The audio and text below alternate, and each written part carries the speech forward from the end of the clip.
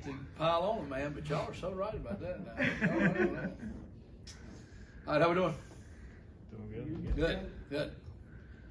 Well, Donnie, we obviously don't know with the blitz pickup what the assignments are. When you kind of watched the last game, was it one player here or there with those free rushers? Well, we did have a couple protection breakdowns that hurt us. I thought, right before the half, it happened when we had a chance to, 2-minute offense drove it all the way down to the red zone there, and we did have a couple breakdowns there. We had one on another drive that we ended up settling for a field goal, and there was another drive got us, and I think probably it was five times we just had a bust, and they were bringing a lot of guys. They were bringing a house, which was a little out of character for them.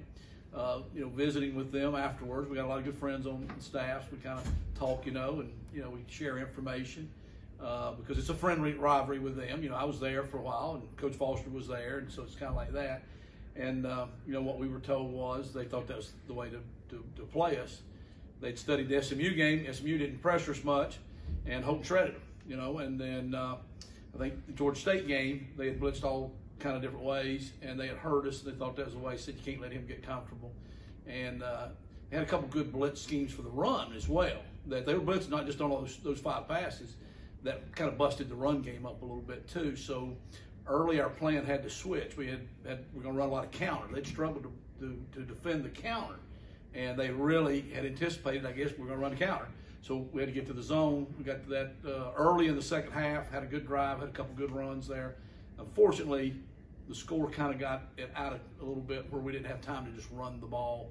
So we had to throw it a little bit more probably than we wanted to. But the thing that's either good or bad is that it was 5 different guys. It was 5 different guys had a bust.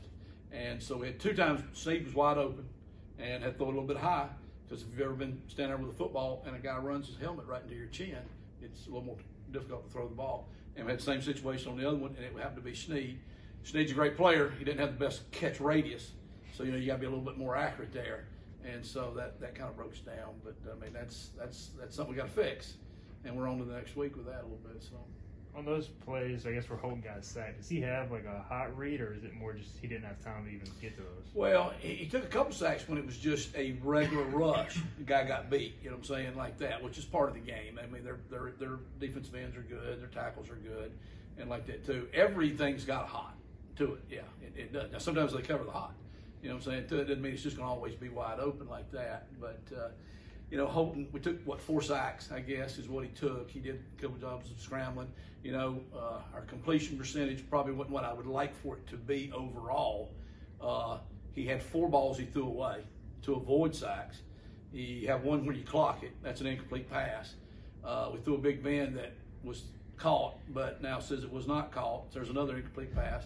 And then we had an opportunity where we threw another touchdown, and somebody said a guy in the 3rd row over there did something wrong or something, and they called that one back, which didn't go into the things there. So really, he'd have had a 4 touchdown day and about a 350-yard day, and would have had a pretty good percentage if we wouldn't have had the penalties and the breakdowns. The penalties were a big part of what we got to fix. We had another holding penalty early on a wide out where we had a 1st down. We had, like I say, the touchdown call back. We had a 60-some-yard run. We're still looking for that holding call. We can't find that one, but somebody, they said, held on that one. And that really could have turned the game around. I don't think it would have ever been a pretty game. I think it was going to be kind of an ugly, got to go, pound the rock a little bit type game. But, 2 touchdowns back. We got a field goal on one of those. That's 11 points difference. And then we had a 60-some-yard run. We had 1st and goal on the 6. At worst, you get 3, that's 14. Or if you get 7, I mean, it could have been now down to the last possession of the game. We had an onside kick that we had in our hands at one time. That's football. That's football. You have to go make those plays, or you have to overcome those plays to be able to win. We played a team that has been, Division I for 6 years. They've won 63 games in 6 years. I'm not good at math, but I know that's more than 10. They've won 6 straight bowl games.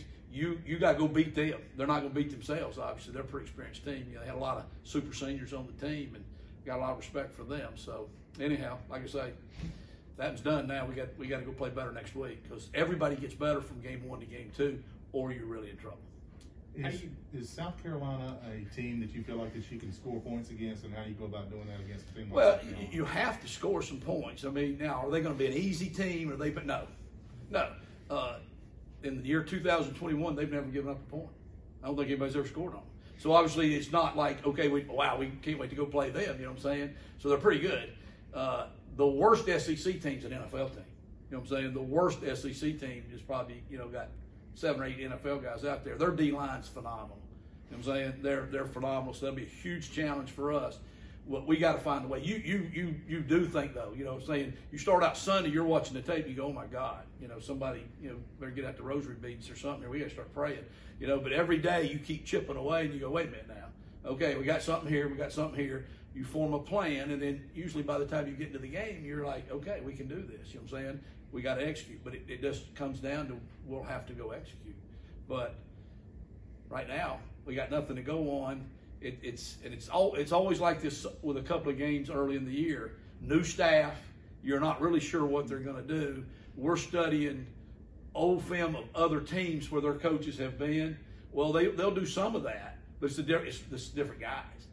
So what we've got is one game against a team that they didn't have much trouble with, and so that was scary watching that tape. But we're still optimistic. I mean, I'll be honest. I know I've heard all the stuff, devastated, all that. Well, in this business, they're all you're all disappointed. You're always disappointed. I mean, we lost a state championship when I was in high school, my senior year. God, that's been so many years ago, because we had a crappy quarterback threw an interception late in the game. My dad was the coach. He's won 2 state championships, and his career as a Hall of Famer. He ain't forgiven me for that one yet.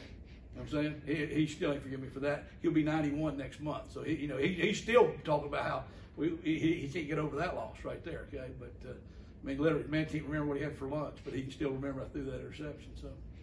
So we have gotten over it though, because that's what we have to do. If we were airplane pilots, we'd be in trouble right now. You know what I'm saying? We'd have wrecked that sucker. We'd be done. But we're football coaches, so we're on to the next game. How's Noah Henderson doing? And that's tough for Bailey now. Like obviously the first game, where did things stand up there? Yeah, that's heartbreaking, because Bailey had committed himself and had worked so hard. He had so much energy. He actually got hurt like right at the beginning of the game and tried to play, kind of probably hurt it worse.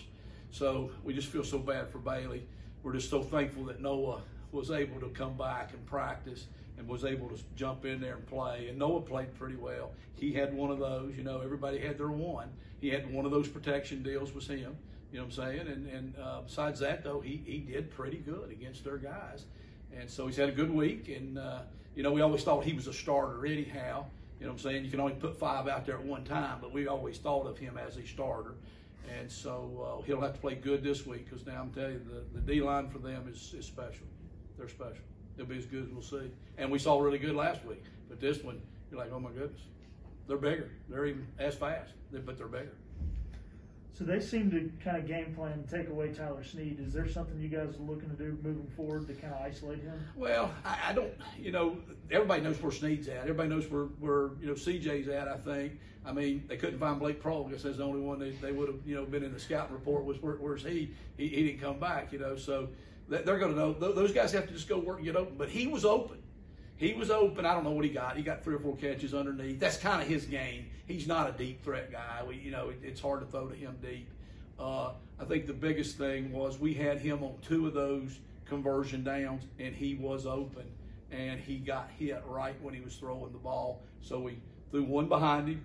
Tyler's beating himself up. He thought he should have called it. The other one, we just threw it over his head. If he catches either one of them, it's probably huge. The one's a touchdown. There's no question. We've kind of run a rub route, and the DB's jumped around the guy, and he's nowhere to. He's out of pursuit. He's out of angle. The other one, it would have been a run up the field, and you got to just make those plays. You got to make those plays. I mean, if a guy goes there and gets 5 catches and scores 2 touchdowns and has 100 yards, everybody's talking about, wow, that's pretty special. Tidy had 3 with some underneath stuff, but we got to get him the ball. We know that. Yeah, we got to get Keaton Mitchell the ball. You know what I'm saying? We got to get Raji the ball. You know what I'm saying? We got to move the ball to do that, though. You got to get the ball back to do that. Luckily our punter had a terrific game, or we would have really been in trouble, because we couldn't get any field position. But at least we kept pinning them back too, because of the punt. We just could never get the field. We never had one field position, I don't think, past the 28-yard line. The percentages of scoring from 32 yards away are about 20% in college football. So we need a break, you know what I'm saying? We need a break, like that too. But you got to cause your own breaks, I guess, you know what I'm saying? That's part of it. Donnie, Coach Houston was animated at the end of practice about a sense of urgency and finding that urgency. Can you speak to that? Well, that's totally him every minute. The whole bit, and the whole coaching staff is like that. So there's a balance between, you don't want to act like you're panicking, you know what I'm saying? But when you're 18 to 22 years old, you probably don't understand the importance of practice and doing things right all the time that you do when you're older and you're coaching. When I was in college, I swore the coach was absolutely insane.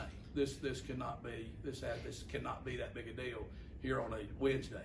But now that you're coaching it, you're like, how can you not understand how important that is?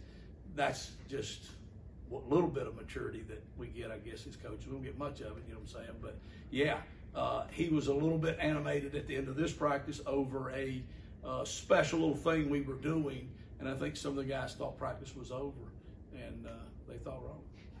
It seems like if anybody Holton has had that throughout his career, that bounce back. You know, is that something that you could kind of hang your hat on this week? That you know he's kind of going to be able to ride that. You know, again, good and bad. I don't want him to ever get to where he's able to accept it.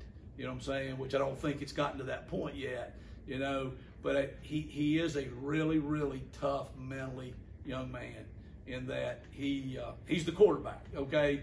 And that's the way the quarterback, it is. You get way too much credit for when you do throw the touchdown, okay, or you do make the play, and you get way too much blame when you don't throw the touchdown. So it kind of goes head coach, offense coordinator, and quarterback, right? I believe the offense coordinator's in there somewhere in that too. You know what I'm saying? In that it looks so easy, why can't they just do that? Why can't they do that? He's had a lot of adversity, but he's loved and he's hated, and that's part of being the quarterback. And he handles it pretty well in that I think he's at peace. He's a tremendous young man. He knows he's doing the best he can. He's got great faith. You know what I'm saying? He's so good. He loves his teammates. They drop one. He ain't gonna be mad at them. Sometimes I wish he would be a little bit more. Hey, let's get on those guys a little bit. It would save me from having to holler at him if he would a little bit. But that's not him. That's just not him. But they love him for that. And nobody deserves to win more than he does. He's trying his tail off. He really is. And it's going to come. It's just not coming as fast as we want it to come. If it was easy, I guess everybody'd do it, though. So you've seen Dowdy packed. You've been here a few times. I have. And how excited and how much does it mean to kind of see SEC team come into Dowdy, and how much does it mean for the fans to be here? Well, I know it means a lot to the players, and I know it probably means a lot to the coaches, or at least some of us. I think it does. So others, I think, are waiting to see that, what we've talked about. When the majority of the staff, or I don't even know how many of us have made the trip from the last school, when the discussion was about, because obviously our head coach had several opportunities, and he was deciding between which opportunity was the best opportunity. I was consulted on that. Well, what's the good? And I was like, it is an amazing place. When it's rolling, there's nothing better. It's unbelievable how special it is. And so my wife's told all the other wives. And after the first year, they were kind of like, man, you kind of exaggerate that a little bit. You know what I'm saying? It's not quite what you said it was. She's like, well, I'm telling you, it is that way. For some reason, I have the feeling it's going to at least be that way this week, okay? And everybody loves a winner. You know what I'm saying? Everybody loves a winner. Nobody wants to claim a loser. So at least think we're going to have it this week, and it's going to be that way. So I know the players are fired up because, for the most part, last week was the biggest crowd these kids ever played in. And it was pretty good, but it ain't anything like this stadium when it's full. And I've been here when it's moving now. You know what I'm saying? I've seen it, and it's loud and it's intimidating. And I saw what Coach Beamer was talking about it. He's been here. I've had coaches that I know really well at all those schools: North Carolina State, Virginia Tech, West Virginia, and they were all like, "Wow, your place is better than 3/4 of our league," and that's the elite leagues, what so to say. So we know what it can be. I hope our kids will use that for energy. I hope they won't be nervous. We have nothing to lose at this point, literally. We don't, you know what I'm saying? I think the pressure's on the SEC team coming in here. I've been on both sides of that. We've played South Carolina. We played all those schools when I was here. I was at South Carolina. We beat East Carolina by about 40-some points the year before in Williams-Brice.